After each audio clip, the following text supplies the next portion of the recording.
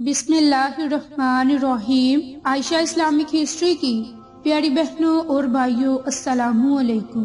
آج کی اس ویڈیو میں آپ کے ساتھ ماہ شعبان کی خاص رات یعنی کہ شعبان کی نصف رات شب برات کی رات کا خاص عمل، خاص وظیفہ شیئر کروں گی۔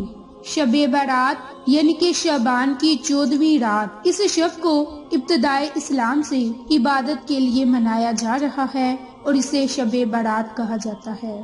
لفظ شب فارسی زبان کا لفظ ہے جس کے معنی رات، اور برات عربی زبان کا لفظ ہے جس کے معنی ہے آزادی۔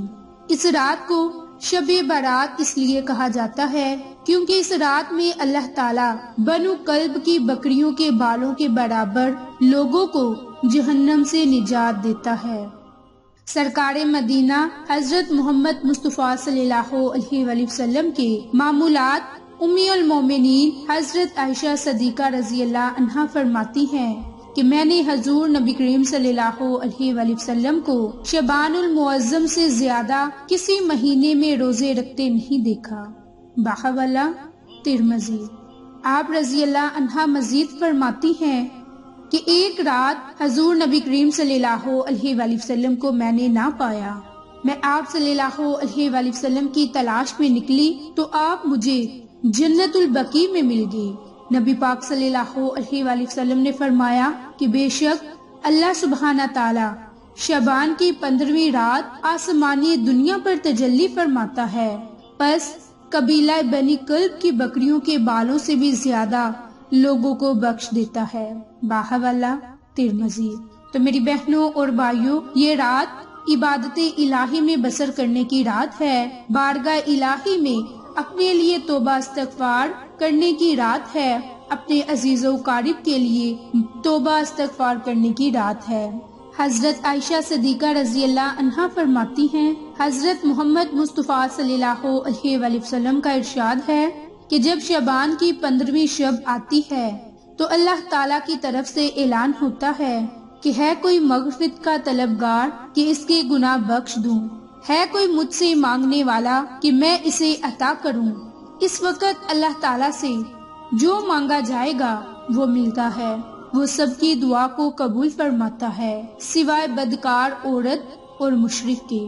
اسی طرح اس رات کی مزید فضیلت کے بارے میں حضرت علی کی روایت ہے کہ ہمارے پیارے نبی نے فرمایا کہ جب شعبان کی 15ویں شب ہو تو رات کو قیام کرو، دن کو روزہ رکھو، کیونکہ غروب آفتاب کے وقت سے ہی اللہ تعالیٰ کی رحمت آسمانی دنیا پر نازل ہوتی ہے، اور اللہ تعالیٰ ارشاد فرماتا ہے کہ ہے کوئی مغفرت کا طلب کرنے والا کہ میں اسے بخش دوں، ہے کوئی رزق مانگنے والا کہ میں اس کو رزق دوں، ہے کوئی مصیبت زدہ کہ میں اسے مصیبت سے نجات دوں، اور یہ اعلان طلوع فجر تک ہوتا رہتا ہے۔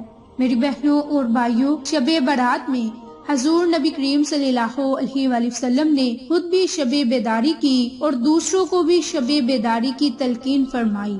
آپ صلی اللہ علیہ وآلہ وسلم نے ارشاد فرمایا کہ جب شعبان کی 15ویں رات ہو تو شب بیداری کرو اور دن کو روزہ رکھو۔ اس حدیث پر مسلمانوں کا ہمیشہ سے یہ معمول رہا کہ رات میں شب بیداری کا اہتمام کرتے چلے آئے۔ تو میری بہنوں اور بھائیوں، یہ تھی مختصر سے شب برات کی رات کی فضیلت، برکات جو ابھی میں نے آپ کے ساتھ شیئر کی۔ اب آپ کے ساتھ شب برات کی رات کا ایک ایسا عمل، ایسا وظیفہ شیئر کروں گی کہ جس کے پڑھتے ہی دل کی مراد پوری ہو جائے۔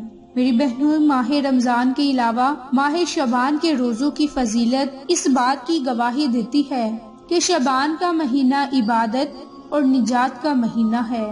ہمارے پیارے نبی ماہ شعبان میں رمضان کے علاوہ باقی تمام مہینوں سے بڑھ کر عبادت کرتے، لہٰذا شب برات دوسری راتوں کی نسبت عبادت کی زیادہ مستحق ہے۔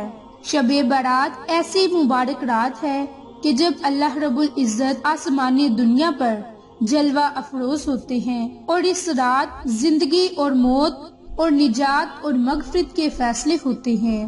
اس رات اجتماعی طور پر گھروں اور مساجد میں عبادت کرنی چاہیے۔ گھر میں برکت کے لیے اہل خانہ کو چاہیے کہ وہ بچوں کے ساتھ بیٹھ کر تسبیحات اور نوافل ادا کریں۔ بزرگان دین کا فرمان ہے کہ جو کوئی بندہ رزق، روحانیت، بندش، علام اور سحر، ترقی، روزگار، شادی بیاہ میں تاخیر سمیت ایسے مسائل سے دوچار ہو تو اسے چاہیے کہ سچے دل سے اللہ سے معافی مانگے اور یہ عمل، یہ وظیفہ کرے جو آج کی ویڈیو میں آپ کے ساتھ شیئر کروں گی۔ تو اس میں پہلا جو عمل، پہلا وظیفہ ہے شب برات کی رات کا خاص عمل، وہ آیت کریمہ ہے۔ آیت کریمہ کی بہت زیادہ فضیلتیں، برکات ہیں۔ یہ اس وقت پڑھی گئی جب حضرت یونس علیہ السلام مچھلی کے شکم میں تھے اور اس وقت آپ نے 3 اندھیروں سے مقابلہ کیا، مچھلی کے پیٹ کا اندھیرا، سمندر کی گہرائی کا اندھیرا اور رات کی تاریکی کا اندھیرا۔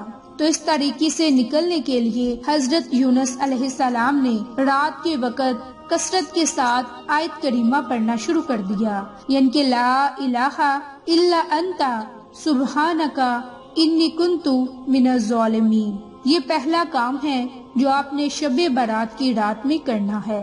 اب دوسرا کام، آپ نے تیسرے کلمے کی تسبیح پڑھنی ہے۔ تیسرا کلمہ کی تسبیح پڑھنے کی بڑی فضیلتیں، برکات ہے۔ جو کوئی اس رات تیسرے کلمے کی تسبیح پڑھے گا تو اللہ کی ذات اس کے رزق میں وسعت عطا فرمائے گی اور اس کے کاروبار میں خیر و برکت ہوگی اور ہر قسم کی بندش کا خاتمہ ہوگا۔ اللہ سے جس جائز مقصد کے لیے دعا مانگو گے اللہ کی ذات ضرور عطا کرے گی۔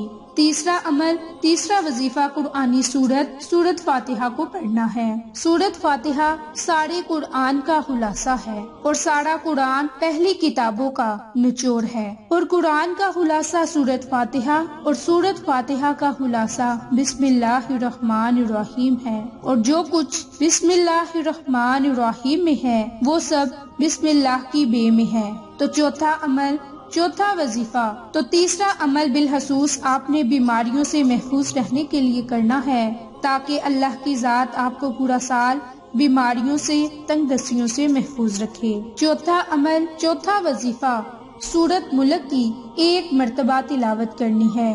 سورت ملک کی 30 آیات ہیں اور 2 رکوع ہیں۔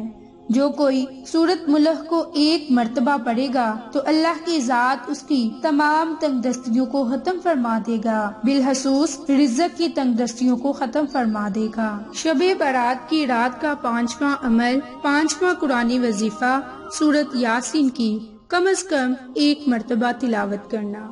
یہ تلاوت آپ اپنے مرحومین کے لیے کریں اور ان کی مغفرت کے لیے اللہ سے دعا مانگیں اور کثرت سے اس رات توبہ استغفار کریں۔ انشاءاللہ اللہ کی ذات ہماری دعاؤں کو سنے گا، ہماری دعاؤں کو قبول فرمائے گا۔ تو میری بہنوں اور بھائیوں، یہ تھے شب برات کی رات کے 5 خاص کام، 5 وظائف جو آپ کے ساتھ آج کی ویڈیو میں شیئر کیے۔ تو اگر آپ کو آج کی ہماری ویڈیو پسند آئے تو اسے لائک، شیئر اور سبسکرائب کریں۔ جزاک اللہ۔